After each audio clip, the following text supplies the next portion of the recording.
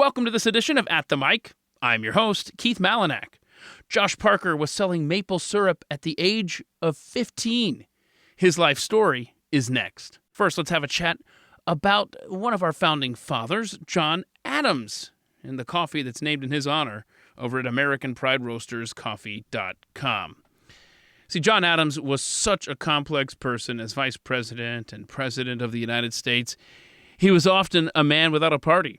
His hostile stubbornness and constant efforts toward cultivating the image of a beloved lifetime civil servant at times made him some enemies among his supporters and helped fuel the perception that Adams wanted to be a king. The Alien and Sedition Acts, which made immigration to America more difficult and made certain writings against the federal government a crime, did not help Adams' image among his critics. And despite being accused of kingly aspirations, never once did Adams act on those supposed tendencies. Well, how about a kingly coffee named after him from the folks at American Pride Roasters Coffee? This coffee is just enough to make you feel like you've stacked your cup, not your quart, with flavor. Hold on. No, I'm not done. Don't worry. There's nothing seditious about the taste of the John Adams blend. Feel free to share a cup of this amazing coffee with any fine American friend. Head over to aprcoffee.com. Use promo code ATM. Get yourself 10% off your entire order. That's aprcoffee.com. Promo code ATM. Cheesy puns are free, by the way. You're welcome.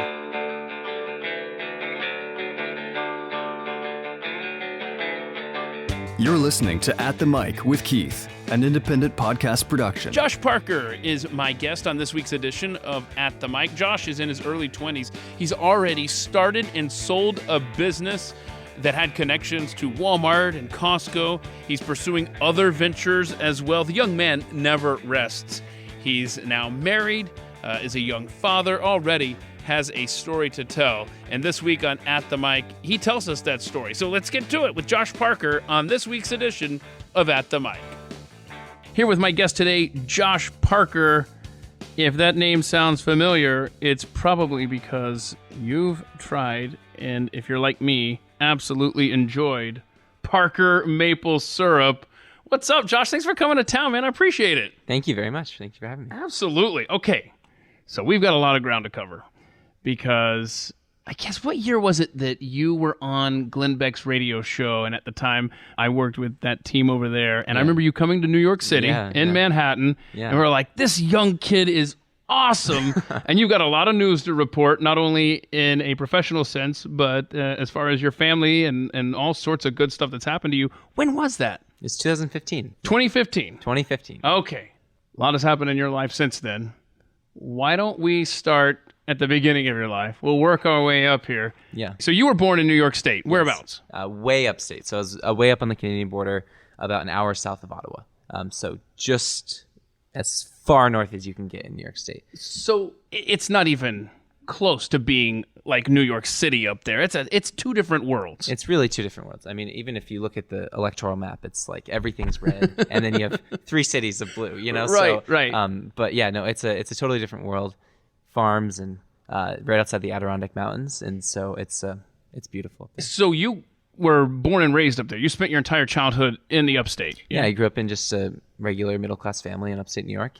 I had a couple of sisters, two older sisters, and then my parents got divorced when I was young, so had have a younger brother and a younger sister as well. And went to public school up there. Went to just kind of had a pretty normal childhood in a rural part of New York. And being born and raised up there, you're probably a big fan of winter. Yeah, exactly. I mean, you gotta be, right? Yeah, I always say we have two seasons, winter and 4th of July. So, so. That's awesome. That is well said.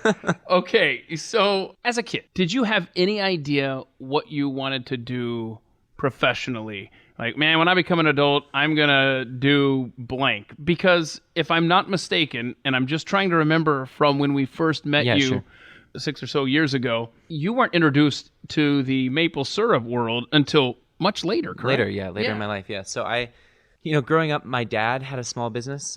So both my parents did. When they were married, my dad had a kind of a construction company where he was painting the lines on parking lots and doing some paving and light asphalt sort of things.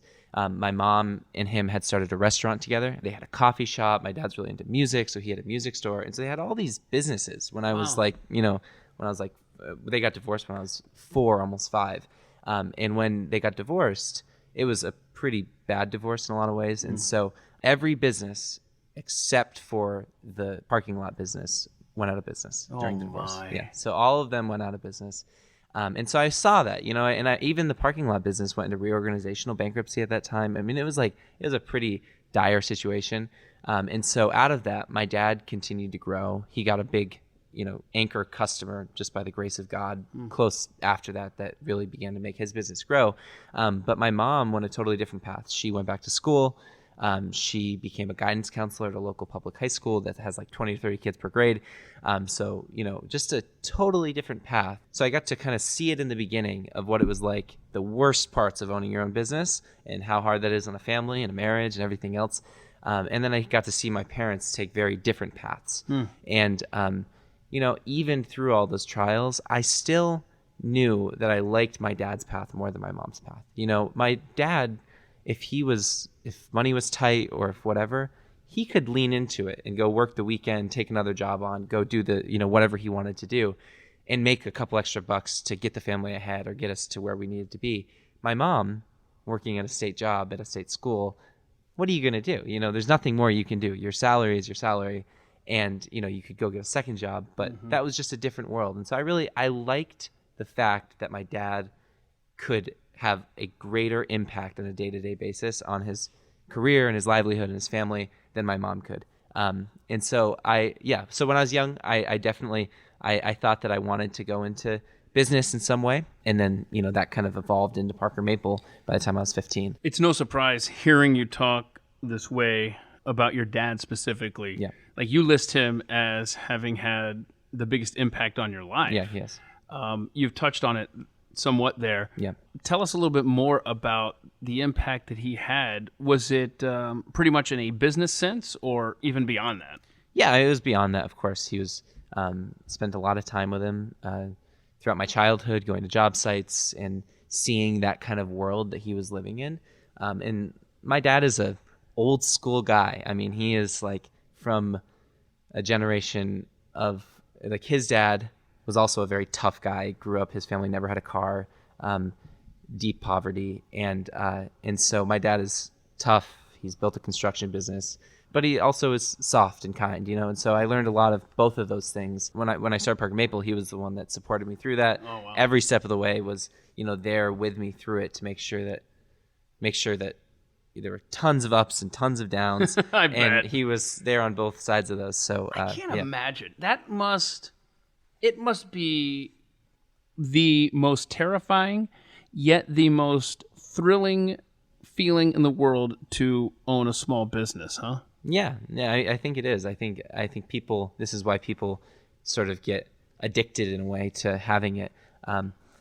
But, I've felt both sides of that coin, like the freedom and the exciting and the, like what I was describing with my dad being able to lean into his business and grow it and have an impact on a day-to-day basis in that way on his finances, his family and all of that. That's like an amazing side. But on the flip side of that is that it's all so fickle, so it feels at times like it's sand in your fingers, and you're trying to hold it all together and you can't quite keep it, and so there are days where it feels like total disenchantment with everything to do with owning a small business, and you wish you just had a paycheck, Right. And so, you feel both of those things, but I would say by and large, my experience with it is that I still am excited and happy that I chose this path, and I've gotten very lucky. But there have definitely, so it's been good for me, but I understand how it's also an extremely challenging path. I've heard people say that it's like getting punched in the face every single day. You kind of have to be able to endure that. So all this being said, you just now have turned 24 years old. Yeah, that's right. Yep. You started Parker Maple when you were 15? 15. So how did that start? How did that whole dream of owning, which by the way, I will say, I can remember when I first saw Parker Maple at Walmart. Yeah, I And remember that. I Yep. texted you a picture like, Yeah. bro, how awesome is this? Yes, yeah. So, I mean, that's got to feel cool when, No, it is, when yeah. you make it to that point. But obviously, you didn't turn 15, start Parker Maple, and within, a few weeks, ta-da, I'm nationwide. Yeah. Walk us through how you got into it. Yeah. And how the business took off from there. Yeah, so upstate New York, a lot of maple syrup made in upstate New York. It's actually, people think of Vermont and Canada when they think of maple syrup, Yeah. but New York State is actually the second largest producing state in the United States, dwarfed by Canada, but still big producer. I mean, let's be fair here. Yeah. They put a maple leaf on their flag. Yeah, exactly. That's Yeah. who you're competing and with. they here. have a strategic reserve of maple syrup, which we That can, is you know. right. I recently Yeah, read that yeah, and we I'd can- forgotten until you just yeah, said that. yeah, That is yeah. It's hysterical. amazing. It's the most amazing thing. Doesn't in the world. that Thank God. I mean, what would we do without it? You Doesn't know? that sum up Canada Yeah. in a nutshell? The difference between Canada and the United States is Canada has a national reserve of maple syrup. Yeah. The United States has a national reserve of oil. Yeah, exactly. Yes. So anyway, I grew up in upstate New York. Lots of maple syrup made there. My family never made it, but when I was 11, I went on a school field trip. They showed us how to make the syrup. I was just fascinated with the fact that you could go out into your yard, tap the trees in your yard, and a lot of people don't know that the sap that you're collecting from those trees, it's only 2% sugar. So if you were to taste it, you probably, unless I told you it was sap, you wouldn't even taste any sweetness. You would just think wow. it's just regular water. And so you take the sap, you boil it down. It takes about 40 gallons of the sap to make 1 gallon of syrup, and so it's a lot of boiling. And I just was fascinated with this idea that I could go tap the trees, boil the syrup, and bring it to family breakfasts or whatever, sell it to friends or whatever it was. And so I did that. I tapped the trees in my front yard. I boiled up my mom's stove. The next year I made a little bit more and a little bit more. And when I was 15, I was like, this is something I really look forward to each year. This is something I love. I've started kind of selling a couple gallons here and there. I think if I could make more syrup, I can sell more syrup. And so I went to my dad and I was like, Dad, this is what I'm thinking. This is what I'm going to do. And he was like, well, if a couple of things. One, if you're going to do this, you're not going to college. Two, if you can get a plan together and convince the bank to give you a loan, a small loan, I'll co-sign on that loan. And so I spent my study halls in 9th grade calling manufacturers of equipment and calling all these people and going and seeing different sugar houses and doing this whole thing. And I got this plan together of what it would cost to buy the equipment and to kind of get started. And I talked to my neighbor who had he had like 50 acres of maple trees. So I rented his maple trees for $1 a tap per year. Oh, wow. Yeah. Rented his maple trees and got it all together, went to the bank. The bank said, well, if your dad's crazy enough to do it, we'll do it. And so ended up getting a small loan, getting the equipment I needed. Went from making 15 gallons of syrup to making a couple thousand. That would have been 2014. And then from there, I just, it could have been a seasonal business. It could have just been, I check in the beginning of January and check out at the, beginning of May. That's kind of the maple season. That's when maple syrup's made. And I could have just put it in barrels and sold it into the bulk market to someone else who was going to put it in bottles. But I didn't want it to be that way. I wanted to make a real business out of it and really grow it, And so I was fortunate that year. I had an interview on Fox News, and that kind of started to get me rolling. And then I started getting into some more stores, and then started to grow the brand. And then I mean, without a doubt, one of the biggest turning points in Parker Maple and my life was going on Glenn Beck's show in 2015. I remember somebody sent me the video of the Fox News interview. Yeah.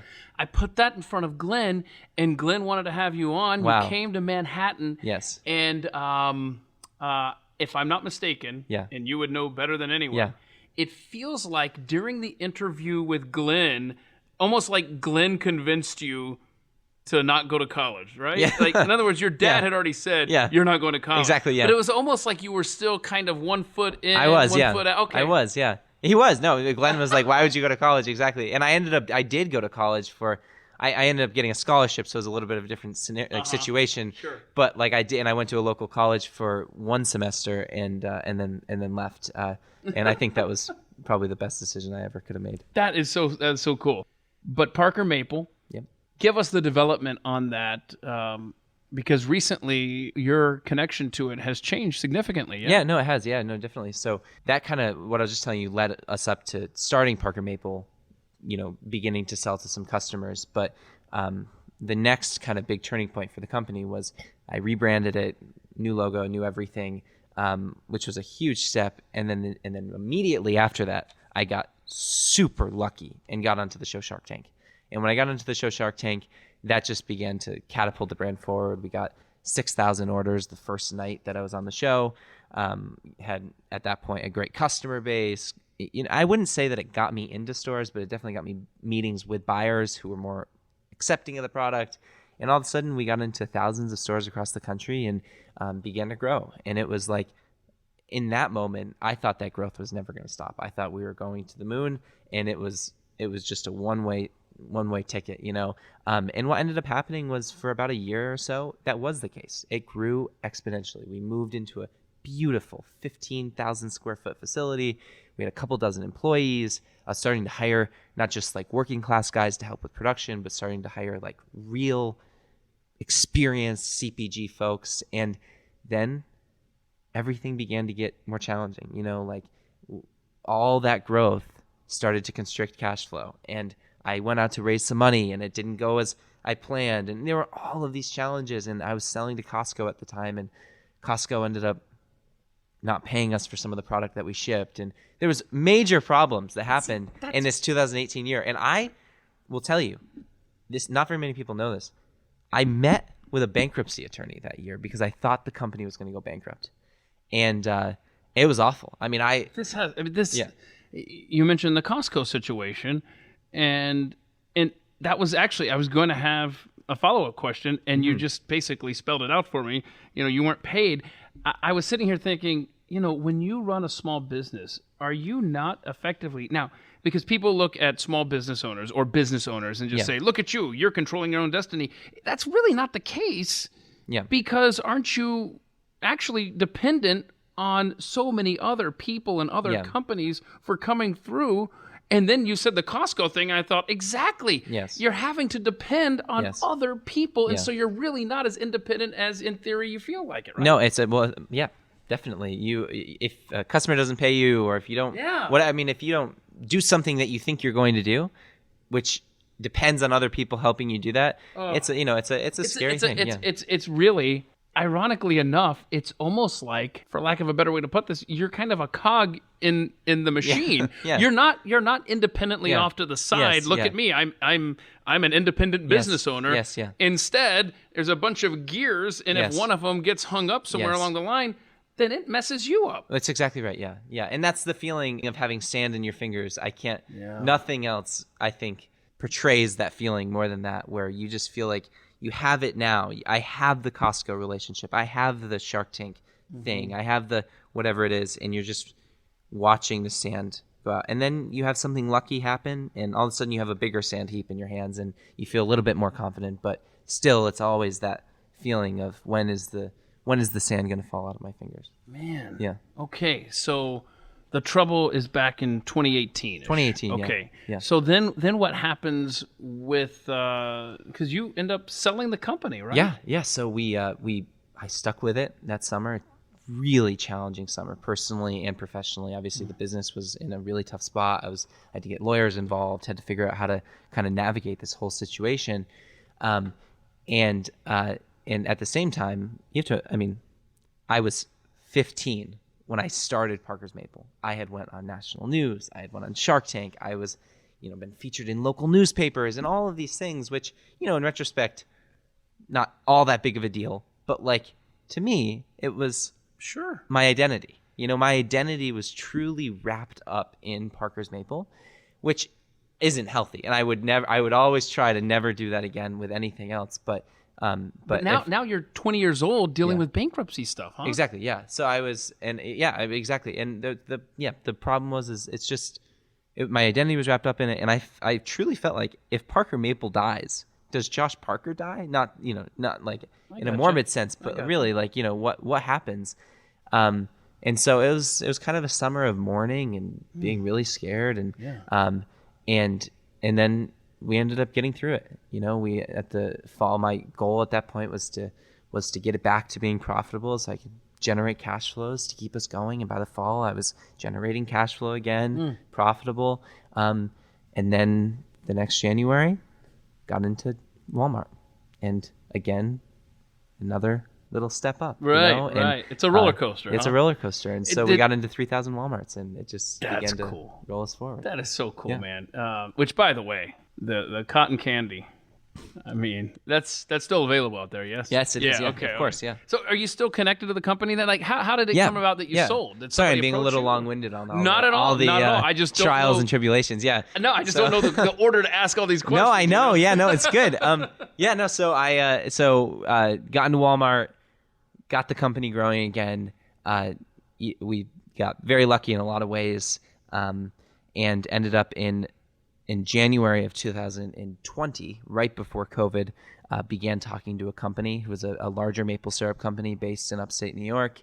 I had talked to them a couple of years earlier about them potentially wanting to buy the company because they were buying a bunch of land. Like they bought 10,000 acres of land and built 2 state-of-the-art facilities, one in the Adirondack Mountains of New York and one in Vermont.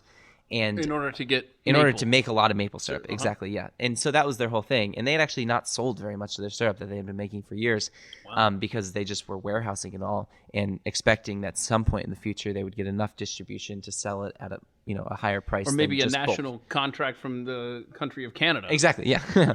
Yeah, and so they were doing this, and they had built out kind of that whole supply side of the business, and I had built out more of the demand side of the business. And so it was a perfect relationship. And we started talking in the beginning of January. Got really nervous in the middle of COVID. I was just about to say, when did the ink finally dry? It was like May 20th Oh my. of 2020. So we got through all the COVID stuff. And I think, in a way, actually, it was funny. I think COVID scared everybody for a second, and then it made them think, oh, wow. We got to really, we got to really do this. And so I think in a way it actually helped me, but definitely scary. Ended up selling the business in May of selling the brand in May of 2020. And I'm still extremely involved in it. Okay. Doing a lot of, like the brand stuff, the sales stuff. Nice to work off someone else's balance sheet, not your own. Right. So yeah, So that's got to feel good. Yeah. What was it you told Glenn Beck when you were on his show back in 2015? Very prophetic statement. I love it. What was it? He said to me, asked me if I wanted to be like I can't remember his exact words, but it was something like, do you want to be the Aunt Jemima, put Aunt Jemima out of business, basically. And a couple years later, that came true. Exactly. I don't know. When I read the article that they were putting away Aunt Jemima, I thought they must have met Parker Maples. So. Right. You can't find. Let's just put it this way: you can't find a bottle of Aunt Jemima on the shelves anymore, but you can still find. That's right. Yeah. Parker Maples. So that tells you something, I think. Okay, that is so cool, man. All right. So obviously, incredible changes in your life on a business front. Yeah. And at the same time, as a young man, you have gotten married. You've had 2 kids. You have 2 boys, right? Yes. I love that. Yeah. So where did you guys meet? Yeah, Allie's my wife. We got married just over 5 years ago. Wow. And so I think it's like almost 25% of my life with her at this point. So that's pretty. Well, considering 20% of my life. Yeah, how you've been focused on the maple syrup business. Is that where y'all met? Somewhere connected to that? Yeah, she was working on the Ted Cruz campaign in 2016, and she was. I think the story is along the lines of there were like 21 interns that were working in Houston at the headquarters, and she was one of 2 that got kept as a full-time staffer, and so she was running coalitions like Millennials for Cruz back then. And anyway, so we met at CPAC, actually. We met at CPAC, wow. Yeah, in 2016. Oh, cool. And then we just stayed in touch and started dating, and then ended up getting married and having our first son, Rhett. And so now he's 4, and we have and then we had a second son named Rory, and he's 2. He just turned 2. Well, congratulations to you both. Yeah. Young parents. And how's fatherhood? It's amazing. It's it's tiring, I'd say, but it's cool it's sort of like it's a more important version of building a business, It's like you're forming the clay every day, and the more intentional and the more work you put into it, the better things turn out. So it's been great. At their young age, they are forming their earliest memories in this world. Your earliest memory, I'm pretty sure, was 9/11, right? Yeah. Wow, man. How old? What year were you born? 1998. So I've been like Okay, 3. Yeah. sure. Yeah. So you just remember seeing it on TV? Or, Yeah, I can just distinctly remember seeing my dad, we're in the living room, and my dad called my mom into the living room, and I think just like everybody, I can still see the perfectly blue sky with the smoke. And the imagery from that day, the contrast of the sky with the horror that was happening. Yes. The dichotomy is so intense. But that's it. I've never talked to someone whose first memory was 9/11. Yes. And that's fascinating. You'll be recounting that for the rest of your life. Yes. You know? Yeah. Okay, so I've got to ask you about the family dog. And you know what? I need to Google image this while we're talking. Yeah. Tell us what a Bernedoodle is, because I've never read that word in my life. Yeah, it's a great dog. Recommended to everybody. And what is it a combination of? A poodle and what? It's a poodle and a Bernese Mountain Dog. Which is a great combination. Is that a good representation? It's I like found a here? decent representation, I'd say. Bernedoodle. Yours is cuter. Yeah, cuter for sure. But no, it's great. It's a great dog. We just got her. Her name's Harbor. It's actually named after we met in National Harbor, which is where CPAC was. That's where Allie got the name. Oh, I like it. I like it a lot. Yeah. I love creative dog names, first of all. But I love it when there's a background. You know, like, for example, your dog's background name is a lot better than mine. I named it after a bad Atlanta Braves manager from when I was a kid. But see what I mean? Like, yours is a lot better. Yeah.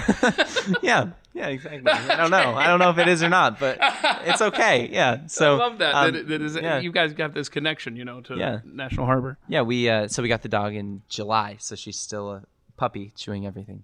Yeah, got to break that. Because my dog Tanner, he, by the way, Chuck Tanner, look him up. not the best Braves coach. You got to break that because like Tanner tried to dig under our fence. We had just, ironically enough, when we got him, we had just recently planted just a bunch of trees around the yard, little twigs from, you get it from the Arbor Day Foundation, right? You just return a thing in the mail, maybe $5, and they send you all these saplings, and he made them as chew toys. He would try to herd the kids and knock down I guess she was probably 3 or 4 at the time, our youngest. Yeah. And, but once you take that spirit and channel it to do good, then they become the greatest things. So the kids love her. They love her. Allie loves her. Allie grew up with being very close to dogs. She actually showed dogs in high school, which is very, not very many people have done that. No. And it does not really meet her. Like, it's not, you wouldn't meet her and be like, oh yeah, she showed dogs. She just like, it's sort of out of line with who she is, but she did it. So. And this is a hypoallergenic dog, right? Hypoallergenic. I have pretty bad allergies. How do they do that? How do they make it so that people that want to own dogs aren't sneezing their heads off all the time? Because that's your situation, right? Yeah. No. How do they breed that in? It's because I think poodles are hypoallergenic, so they don't shed, they don't have allergy. I don't know exactly what the thing is, but it's the poodle side of it is what makes it hypoallergenic. Really? Yeah. So anytime I see a something doodle, a golden doodle, what's the big reason why they breed them with poodles is because they don't shed. I had no idea. Yes. So if you brush the dog, it comes out, but it doesn't generally shed. That is incredible. Yeah. That is incredible. I never thought of that. Yeah, it's great. Wow. Yeah. I love it when I learn something that just blows my mind. Yeah. Okay, so let's see here. I ask under the category, do you have any hobbies? Let's talk about skiing first. You grew up in upstate of New York. You, at some point, thought maybe I'll just be a professional skier? Yeah. No, not really. No? Okay. No, I never, you'd think that with 9 months of winter, you would learn how to ski as a kid, but I never did. I skated, I did different winter activities, but I never skied. Yeah, I never skied my whole life. And neither of my parents, they skied when they were younger, but neither of them skied later in life. And so anyway, I just never skied. And then last year, I skied for the first time, and it was amazing. I thought it was so cool. And I was decent at it, so I kept going. And living near the Adirondacks means that I can ski at Whiteface Mountain, which is where the 1980 Olympics, so Lake Placid, American hockey team beat the Soviets in 1980. So that's, so they have an amazing mountain there, skiing there. Skiing in Vermont. I'm going to ski in Vermont this year for the first time. Definitely going to ski somewhere out west this year. Skill is really good at it, or you not super good, but I think I skated my whole life, so I think those two skills are pretty similar, and so I have good balance on the skis, and I can do it pretty well. I have to tell you, the face of Whiteface, I don't know. You have to maybe it's less of a fear of my skills and more of a fear of heights or something, because those people go off the thing, Right. and they just go whew, down, and I can't quite do It sounds like you and I would be of a similar mindset. Like, Yeah. I like the rush of going fast down the Yes. hill, but I need to be in control. I don't Yes. want to go too fast, and Exactly. I sure as heck don't want to be next to a guy that's Yes. racing his buddy down the mountain. Yes. So you started to say you were going out west. Whereabouts? Because I have a place in mind that I think is the perfect. I know it's the Yeah. perfect speed for me. It might be for you. Where are you headed? I would love to know what it is, because I don't know yet. I mean, everybody skis in Colorado, so at some point I'll make it to Colorado. I kind of want to go to Big Sky, Montana, just because I think Big Sky's cool. And then the other one, though, that's a little different, is I want to go to Blackcomb in British Columbia, which is just an hour north of Vancouver. Okay. Because it's a little different for me. I can take a direct flight from Montreal. Montreal's like an hour and a half from me, so I can take a direct flight from Montreal to Vancouver and go to it. And I was reading that Blackcomb is actually voted on some lists higher than the Alps in Europe in terms of quality of skiing. Boy, that sounds dangerous. Yeah, though. so I'm a little. I mean, I'm sure they have a lot of variation. Well, but anyway, those are the ones. Okay, I'm thinking all right, of. that's Yeah. cool. No, because see, I grew up in the South. I grew up in Atlanta, Yeah, and we would always take a ski trip. Like the school would take a ski trip to North Carolina, which anybody listening right now, skiing in North Carolina. Yeah. Let me tell you, it was very interesting, because you would be skiing, and you would look over not 30 yards to your left, and there's just nothing but grass. Wow. So they would generate the snow, and it was fun and all that good stuff. And then as an adult, I went skiing in Bogus Basin, Idaho. Yeah. It's just north of Boise. Boise's a great town. Yeah. And if you have some time, you might want to explore that area there. But I just remember, and this has been, my gosh, does time fly? This has been almost 20 years now. And that, in fact, that may have been the last time I've been skiing. I just remember it was the perfect speed. It was gentle, but it was fast. It was exhilarating enough without being dangerous. Interesting. Yeah, good to know. I'd love to ski it. I'd love to ski everywhere. But I would ski as many places as I can. At the same time, I would never dissuade anybody from visiting the state of Montana, which is recently we took a trip to Montana. It was in the summer. Oh, wow. But Montana is now my favorite state by far. Yeah, I've It is never been. So beautiful. Never been. I had no I'd idea love what to I had go. been missing Yes, in yeah. the first 4+ decades of my life. You got to get to Montana. Yeah, no, it's true. I tell you. Yeah. So another hobby of yours, theology. Yeah. Explain, because I have never heard of someone being a member of a faith, Yeah. leaving that faith, then returning to that faith. Yeah. And that is your case with Catholicism, right? Yeah, it is. It is. I think actually, if I remember correctly, maybe like Michael Knowles. I think Michael Knowles, same sort of thing happened to him. He left Catholicism and reverted to the church. Okay. So there are more reverts than you would imagine. Yeah. Okay. You never really know that. So I grew up kind of nominally Catholic in the Northeast. People don't really talk about religion. It's sort of, my mom forced us to go to Sunday school and go to church, and it was hated. I didn't enjoy it. It wasn't anything that was a really big part of my life. But interestingly enough, my dad, while my mom forced us to go to church, and I thank her for that, I also thank my dad because he didn't go to church, but he was definitely more spiritual and in a different way. And so I experienced both of those kind of things. He would watch like evangelical pastors on YouTube and TV and stuff. And so, I experienced both of those things. And by the time I was in 7th or 8th grade, I was in confirmation, which is the final sacrament of the Catholic Church, and I hate it. Like, if I could have not finished it, I wouldn't have finished it. My mom made me finish it. And so I was more just agnostic about the whole thing than anything. I thought I believed in God, but I didn't really know what it was. And then I got into high school, and I was kind of known as I definitely was known as the guy who was conservative and free markets, and probably the only real, like, quote unquote Republican in my high school that was like really vocal.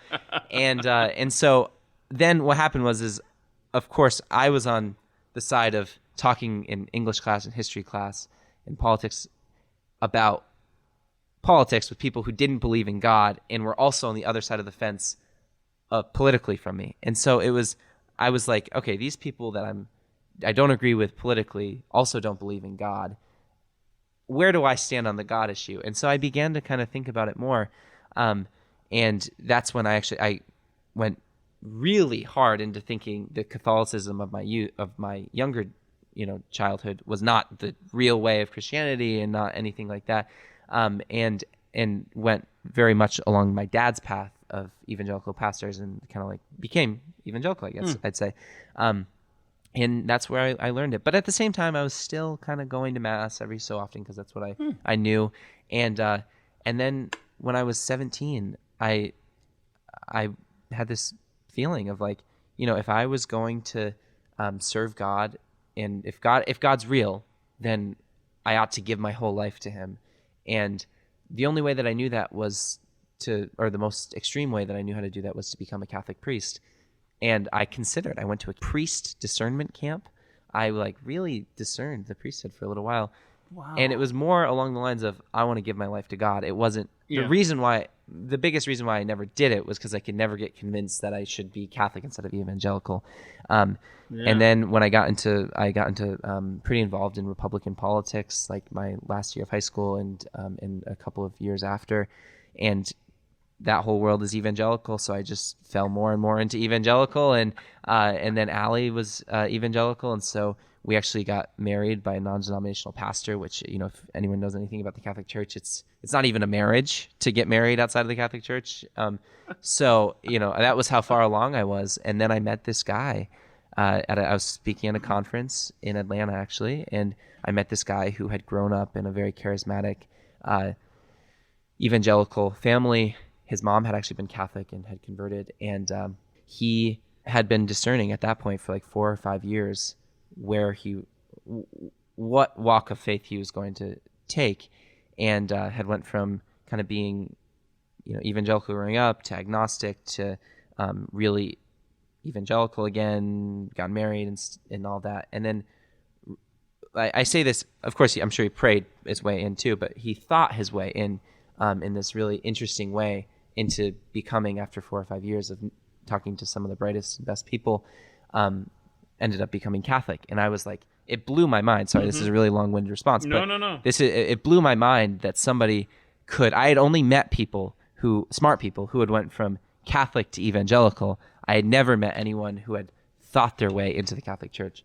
And so that blew my mind that was the case. And it just set off this kind of journey for me of reading. I think I read probably 50 or more books over the next 2 years, and ended up in 2018 coming back into the Catholic Church. And actually, Allie, my wife, totally on her own, decided that she wanted to become Catholic as well. And so now we're whole family's Catholic, and have a bunch of kids. Okay, very cool. Yeah. All right. Yeah. How many kids are you going to end up having, do you think? I mean, at least a dozen. I don't know.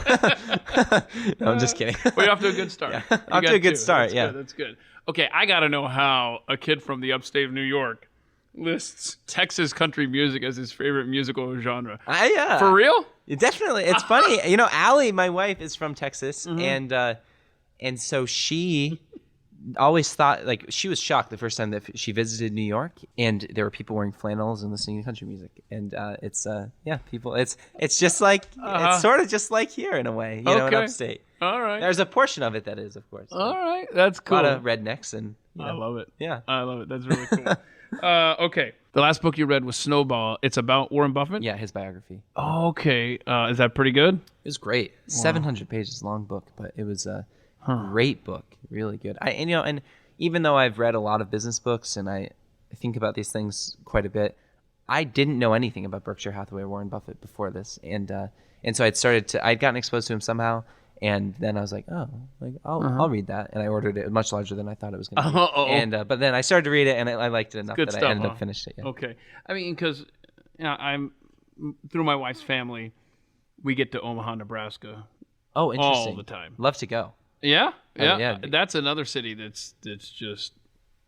that's rapidly grown. Oh, really? Over the years. Yeah. Interesting. So, I'll tell you everything you need to know about either Atlanta, Omaha, or Boise, But I ate at the steakhouse that he really loves there.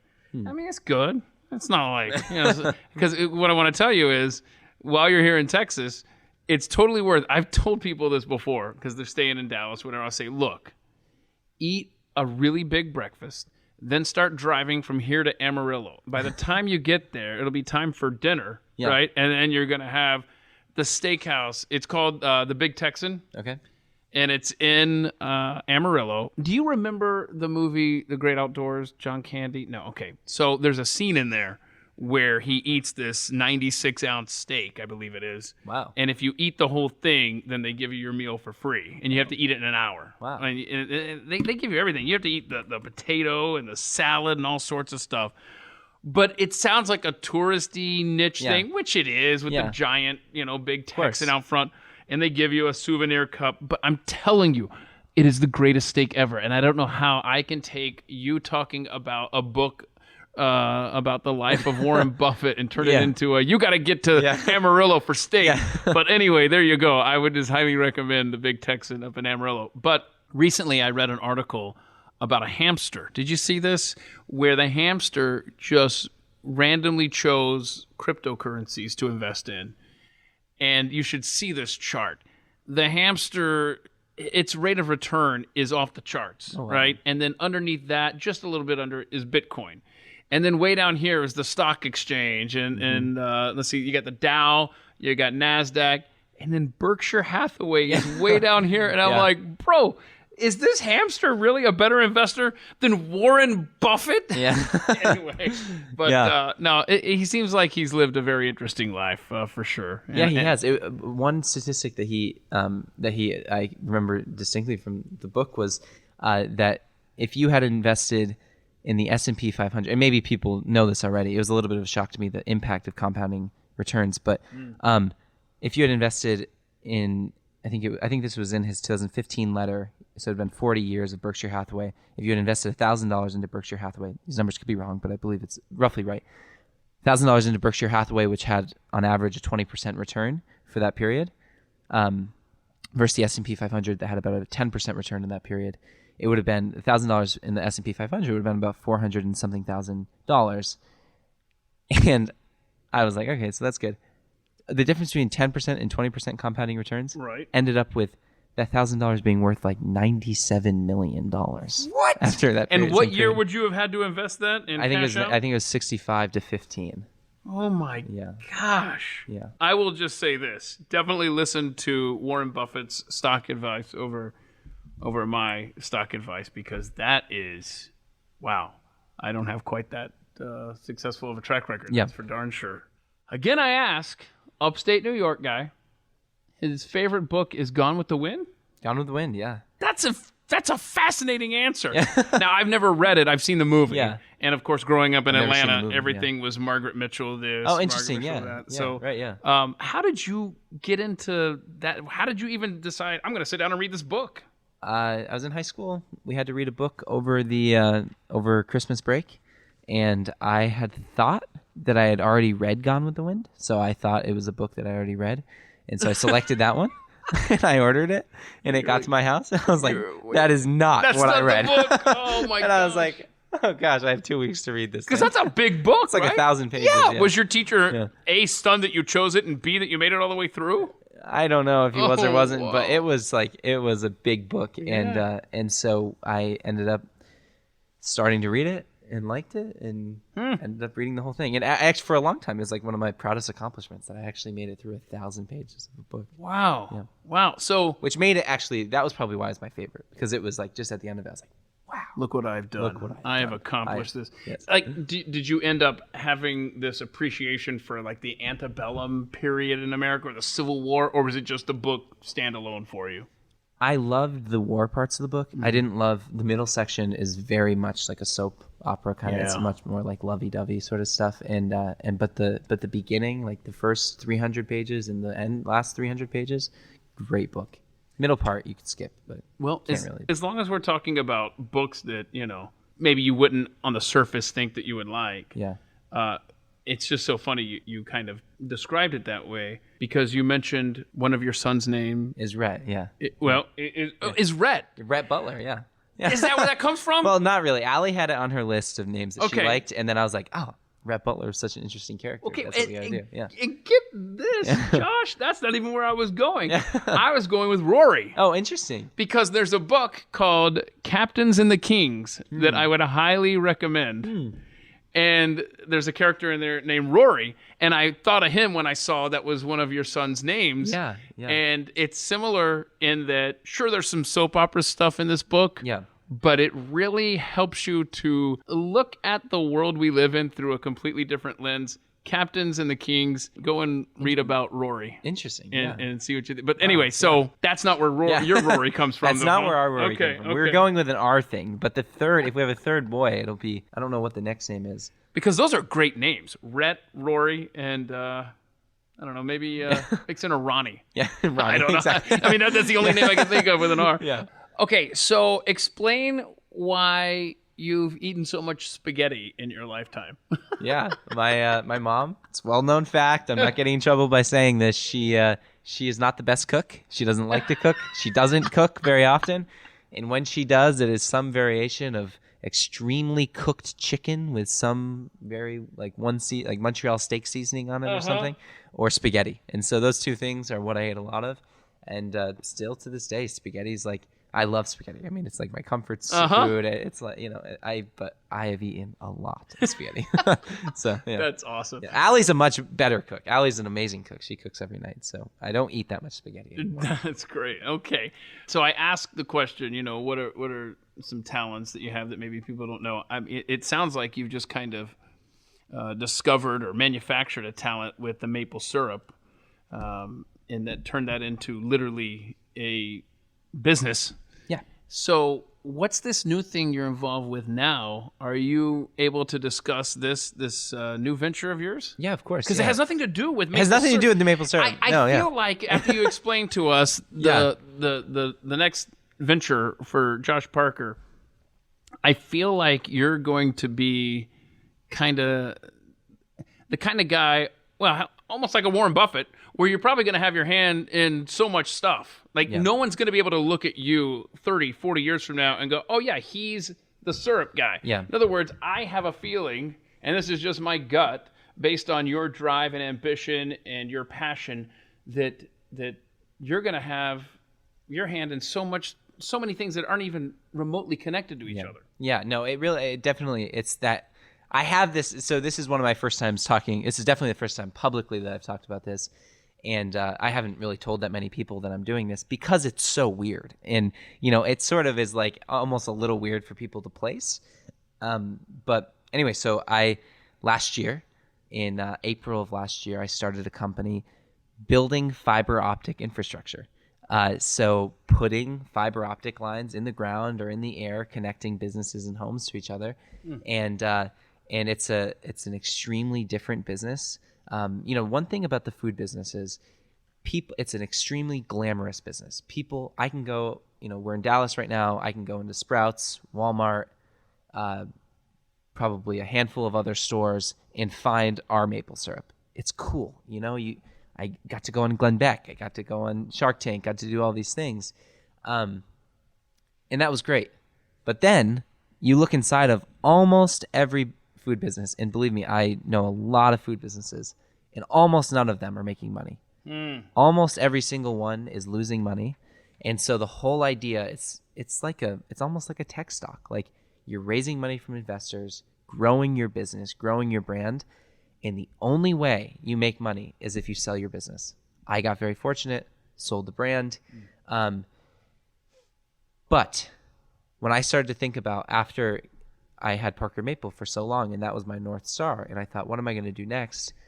I was really intrigued by businesses that made money every single month.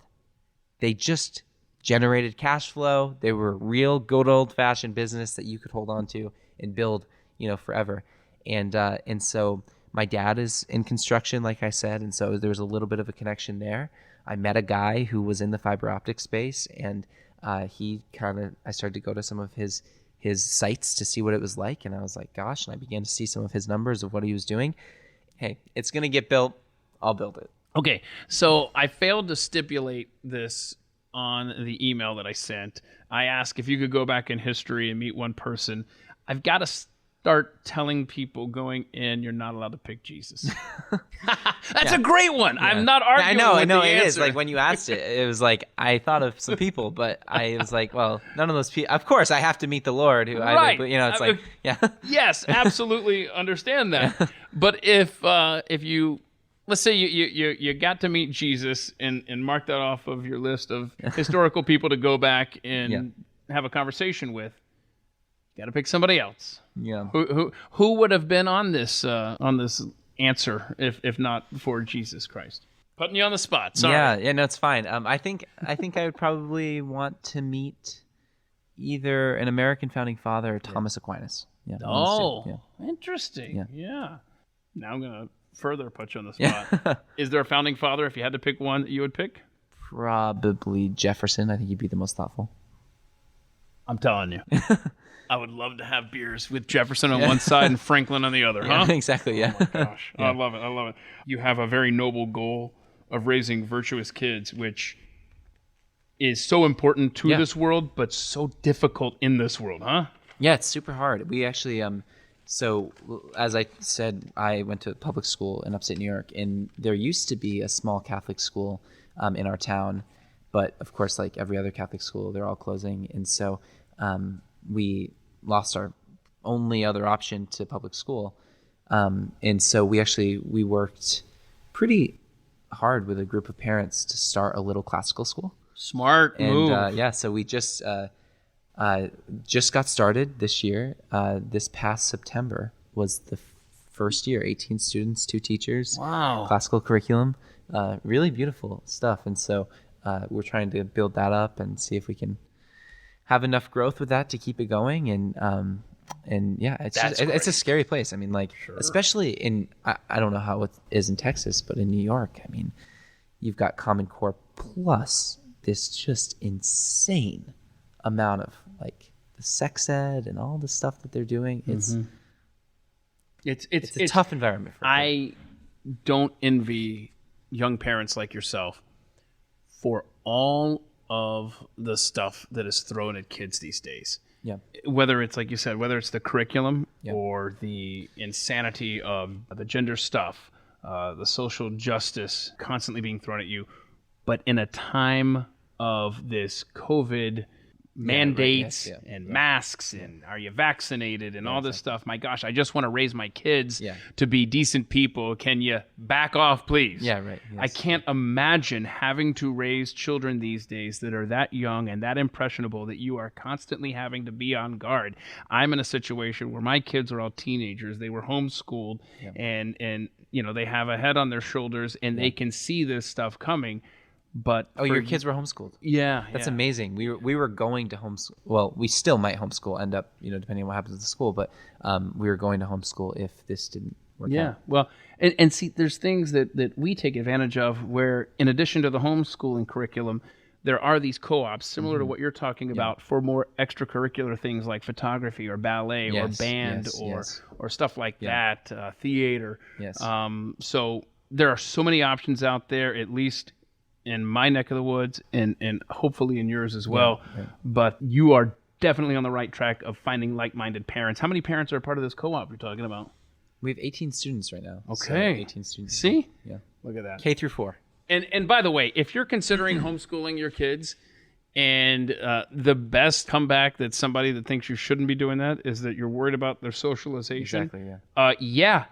I don't want them socializing with people that I've seen in some of these schools, okay? That's half of the battle. Thank you very much. Yeah, I agree. And actually, I have to say, I grew up with a similar impression that I thought that homeschooling was child abuse because the kids that I met were so awkward and painfully awkward that I was like, oof, this is not good.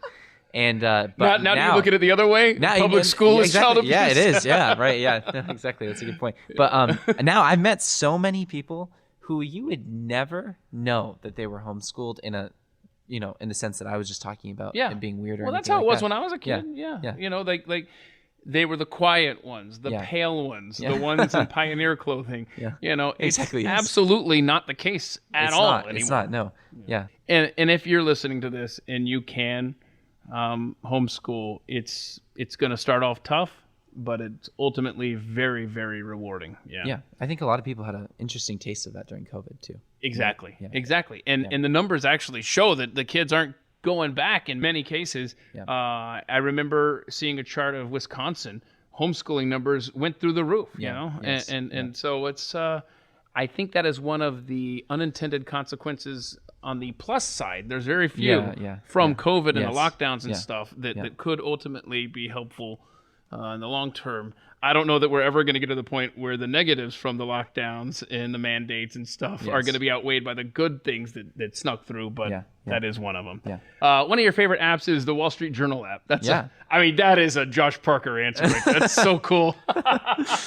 So so you read that on a regular basis, huh? Yeah, I started reading it when I was 17, I think. I started reading it, and I had a really hard time for a while understanding it and like knowing enough things about the world to be able to like make sense of anything they were saying. But over time, it's been a Did the kids in high school know that you were reading articles in the Wall Street Journal? Probably not. Probably See, not. when I was a kid, you couldn't get away with reading stuff like that with everybody knowing what you were doing. See, at least it's on your phone, and they probably have no clue. But I just... But they thought I was weird nonetheless, so it didn't really matter that much. Right, because see, in my library, we would get the USA Today, and we all would go to the sports section first, the red section of the USA Today.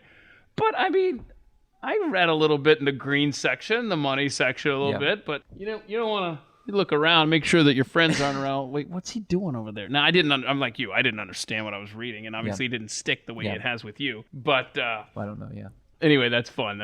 Okay, the website is parkersmaple.com. Parkersmaple.com. Parkersmaple.com. You have not had Parker's maple syrup. I'm telling you, this is not a commercial. This is not because he's sitting in front of me. I'm telling you, it is so good, and I think I can't remember if you suggested it. Somebody suggested mix it with pancake batter, right? Oh, interesting. Or waffle batter or something. Yeah, you could do that. Because we've done both. Yeah. We've done. Oh, really? So it wasn't you. It wasn't me, no. Okay, so we actually put your Parker's maple syrup in the batter for both the pancakes themselves and the waffles. I can't remember. If it was Carrie, I'm sorry, dear. Yeah. Somebody came up with this idea, and it's so good. So you gotta try that. Yeah. And you're gonna let us know on the fiber optic stuff. Yeah. See how it goes. Yeah. I can tell you where I live, out in the boonies. We need you to run a line out there for us, please. Okay. All right. Anything that I've forgotten that we need to cover? No, I don't think so. All right. That's good. Josh Parker, thanks for stopping by and being a part of At the Mic. Really appreciate it, man. Thank you so much for having me. Thanks. I think we can agree that Josh Parker is someone to keep an eye on going forward. He does not seem like the kind of guy who's ever going to take a real break from trying to make something happen. I just love his energy, and he's just such a very genuine guy. Hey, I want to take the opportunity to ask you to please rate and review this podcast. We'd be so grateful if you would do that. Please share at themikeshow.com, just an easy website link that you can send out to your family and friends. Help new people discover this show. That's always appreciated. Also appreciated if you wouldn't mind just taking a peek over at themikeshop.com. We've got merchandise offerings over there as well. Next week, we're going to sit down for a conversation with my friend Zeynep Yenisei. She's a magazine writer, and she has an amazing experience to share that may save someone you love from some heartache and trouble. And she also has some thoughts about the sinking of the Titanic. Like, did it ever sink at all? Oh, that's next week on At the Mic. Well, until then, please go be free, and thank you for listening. This has been At the Mic with Keith, an independent podcast production. Head to atthemikeshow.com for archived episodes, sponsor information, and ways to connect.